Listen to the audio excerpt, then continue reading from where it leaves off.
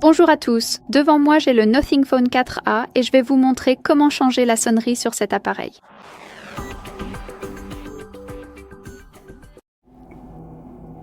Alors, commençons par ouvrir les paramètres et ici, il faut faire défiler et trouver la section son et vibration.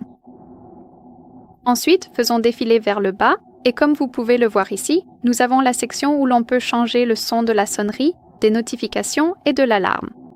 Appuyons donc sur sonnerie du téléphone et ici nous avons deux modes différents. Nous avons donc le mode classique et le mode génératif. Le mode classique offre essentiellement une expérience de sonnerie standard, tandis que dans le mode génératif, il y a des sonneries glyphes générées dynamiquement avec une attribution automatique à chaque contact individuel. C'est donc à vous de décider si vous souhaitez l'utiliser ou non. Je vais parler des deux. Commençons donc par le mode classique. Ici, nous avons la section pour tous les contacts, donc il suffit d'appuyer sur cette sonnerie par défaut, et comme vous pouvez le voir dans la bibliothèque de Sounds, nous avons Nothing Signals, donc c'est la section. Il suffit donc d'appuyer dessus. Et ici, nous avons la première, qui s'appelle Crossing, et en faisant simplement glisser, nous pouvons vérifier... Oh mon Dieu! Désolé!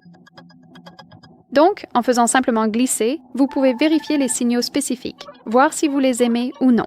C'est aussi associé à ces lumières glyphes. Si vous le souhaitez, vous pouvez les désactiver simplement en appuyant sur l'interrupteur ici, et vous n'entendrez que le son sans l'effet lumineux, juste ici sur les lumières. Donc, c'est à vous de choisir.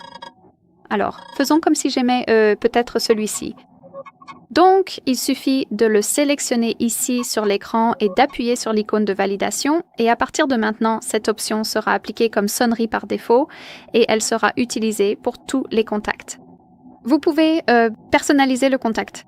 Vous pouvez donc choisir un contact spécifique, par exemple celui-ci, et choisir un son différent, par exemple The Wizard. Et appuyer à nouveau sur l'icône de validation pour confirmer. Et comme vous pouvez le voir ici, vous les avez listés.